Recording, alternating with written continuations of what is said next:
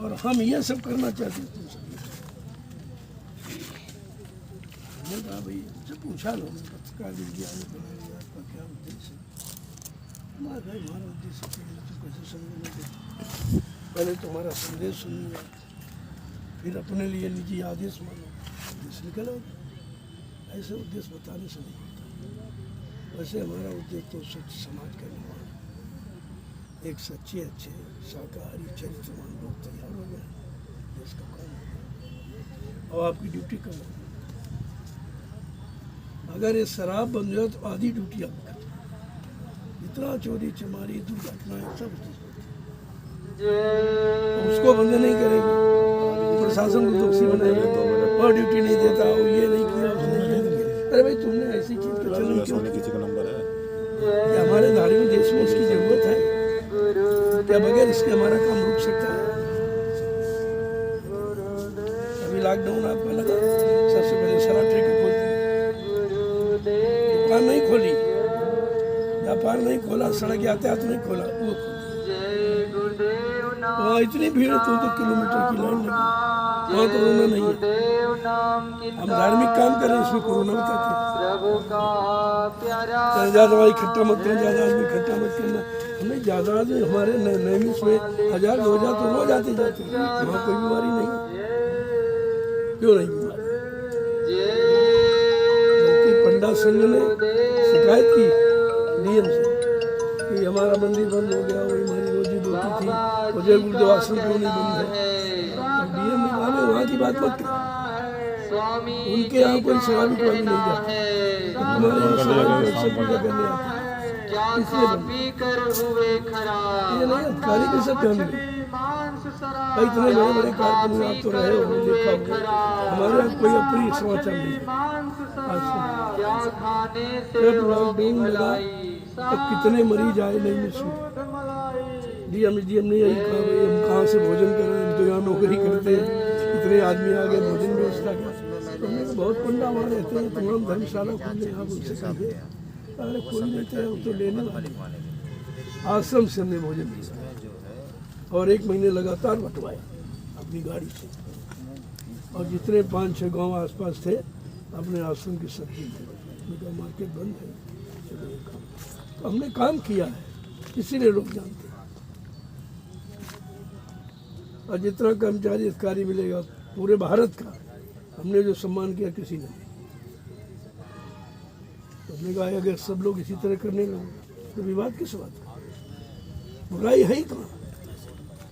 बुराई तो अपने अंदर है भाई, बुराई कहीं दूसरी जगह बैठी नहीं है, लेकिन अपनी बुराई दिखाई नहीं देती, दूसरे की बुराई को नोट किया, ये नहीं ठीक, वो नहीं ठीक, वो नहीं ठीक, वो नहीं, हमने ये क्यों नहीं कहते, हमारा मन ही नहीं ठीक, इसको स्वीकार क्यों नहीं करते, अपनी कमी को नहीं स्वीकार।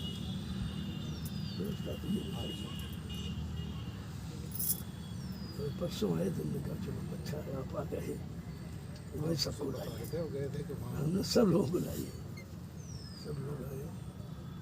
आज देश को ऐसे समाज की आवश्यकता है, ऐसे शुद्ध खान पान की जरूरत है, ऐसे भाव विचारों की जरूरत है, तब ये सुधरेगा। केवल भाषण स्पीच प्रवचनों से काम नहीं होगा, जब तक वो चीज़ चरित्र में नहीं आएगी, जीवन में नहीं आएगी, तब तक नहीं परिवर्तन होगा। आदमी सुनता है छोड़ के चला जाता है, क्या मतलब निकला? ऐसे दुनिया तो हमें जिंदगी में सुनाते रहो, कुछ नहीं होगा जब तक करने को तैयार नहीं होगा। और यहाँ करके दिखाया जा रहा है, देखो भाई कैसे लोग कर रहे हैं, सब सेवा कर रहे हैं, सब दे रहे हैं, लेकिन कोई ले नहीं रहा। और यहाँ ये कुछ लेन देन नहीं होता, तो दक्षिणा दो, ये हमको दो, हमको नहीं, यहाँ से ले जाओ। जब पहली शोभा यात्रा, असल में शोभा यात्रा का अर्थ गलत हो गया, लोग रैली समझते हैं, तभी गड़बड़ होता है। मम्मी ने से कहा कि जब लिखा करो तो उसमें लिखो करो, कलश यात्रा मुफ्त में प्रसाद वितरण, कि हम इस यात्रा के आधार से प्रसाद देना चाहते हैं पूरे कृष्ण को। ये प्रसाद आपकी तमाम बीमारियों में, महामारियों में, कष्टों में काम आएगा। प्रसाद बताते लोगों से यात्रा का ये मतलब, क्योंकि रैलियाँ जो निकलती नहीं उसमें आप लोग परेशान हुए, कहीं सड़क जाम हो रही है, कहीं दुकानें लुट रही हैं, कहीं ये हो रहा, तो उसमें लोग दिक्कत, आपको परेशानी हुई, उसी परेशानी को लेकर परमिशन ही रद्द कर दिया जाता कि ऐसा, ये लोग भी ना ऐसा कहें करें, लेकिन हम ऐसा काम नहीं करते, हमारा काम ही अलग है। केवल प्रसाद वितरण का उद्देश्य कि एक बार सबको प्रसाद मिले, इनके अंदर ये हो जाए कि भाई जात पात का यहाँ भाव नहीं, यहाँ छोटे बड़े गरीब अमीर का स्त्री पुरुष का कोई भाव नहीं है, यहाँ सबको समान दृष्टि से देखा जाता और सबको लाभ मिले, इसलिए प्रसाद वितरण दिया जाता। अभी लास्ट दिन आपकी जरूरत पड़ेगी, आखिरी दिन जब इन गाँव में निमंत्रण जाएगा, सारे समय निमंत्रण जाएगा और कुंवारी कन्याओं को हम बरकत देंगे, प्रसाद, इनके सतीत्व की रक्षा, इनके चरित्र की रक्षा। जो रोटी बेटी की बात सरकार करती है वो कहती है, हम करते हैं। 24-25 तारीख को है ना? हाँ, कल कल कल कल कल पड़ेगा, कल हाँ कल ही कल ही लास्ट कल 24 है। लगभग 10,000 आदमी भंडारा भी खाएगा कल है परसों, कल ही कह दिन पहले 4 दिन। अब ये लोग प्रश्न करते हैं कि यार महात्मा आज तक तो आता है, घर गृहस्थी में रोटी धोती लंगोटी मांगने जाता है, दान दक्षिणा लेने जाता है, ये कैसा महात्मा आ गया। हमने कहा भाई हम महात्मा नहीं है, हम महात्मा की परिभाषा बताने आए। ये महान आत्माएं लेती नहीं देती, वो देने के लिए ही आती, और जब तक जीती तब तक देती रहती, उनका काम देने का नहीं।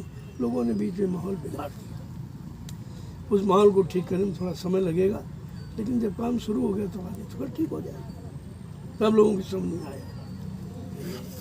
हमने कहा तुम रोटी उनको खिलाओगे जिनके यहाँ तुमने खाई है, या जिनसे तुम्हारा परिचय है, नाते रिश्ते थे, उन्हीं खिलाओगे। ये रोटी को जो खिलाने जा रहे तो कौन जानता, न गांव वाले इनको जानते न ये गांव वाले जानते।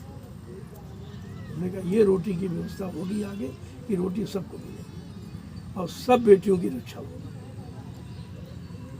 कहने से नहीं बेटी पढ़ाओ ये कराओ वो कराओ, चलिए से कुछ नहीं होगा। ये लिखने पढ़ने से कुछ नहीं होगा, वो करना पड़ेगा, और करने के लिए कोई तैयार है नहीं। हम तो कहते हैं हम करें तो हमारी नकल ही करो, कुछ करो तो। और भाई सब लोग अगर इसी तरह शुरू कर दो तो इतना बड़ा देश, इतने ज़्यादा लोग भी हैं, ऐसा नहीं है कि लोग कम हैं, तो देश का सुधार होगा। भाई मुट्ठी भर से अंग्रेज उन्होंने 200 वर्ष राज कर गए, ये हमारे यहाँ की कमी से कर गए। अगर हमारे में कमी न होती, हम जागरूक होते तो उनकी बात हमारे यहाँ शासन करने की थी, लेकिन कर गए। ये भारत की जनता ऐसे हमेशा अज्ञान ही रही और वही आज हो रहा है। मुट्ठी भर नेता शासन कर रहे और जनता परेशान है। कभी घर में बंद कर देते, कभी दुकान बंद कर देते, कभी सड़क बंद कर देंगे, कभी स्कूल बंद कर देंगे, न्यायालय विद्यालय सब बंद कर देंगे। लेकिन इसका परिणाम क्या होगा? ये बैलेंस किस पर जाएगा? वैसे तुम्हारे पास कुछ नहीं है, ना नौकरी देने की तुम्हारे पास किसी की नौकरी है, ना किसी को पेंशन देने की तुम्हारे पास पैसा है, और जब ये बंद कर दोगे तब क्या होगा? तो व्यवस्था और खराब होगी, कहाँ से लाओगे तुम?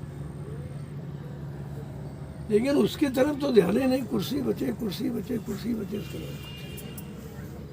तो कुर्सी भी कैसे बचेगी?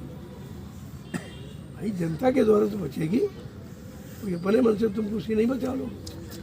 जब जनता समर्थन करेगी तभी आपकी कुर्सी बचेगी, और समर्थन जब करेगी जब उसकी व्यवस्था होगी। सारी व्यवस्थाएं खत्म कर दी, ये लोगों को इन्होंने परिचय दे दिया कि हम यही कर सकते हैं, हम बंद कर सकते हैं, दे नहीं सकते, सब बंद कर दिया और सब चुप बैठे। विपक्ष कहाँ चला गया? हमने मीडिया से कहा भाई विपक्ष आपका कहाँ है?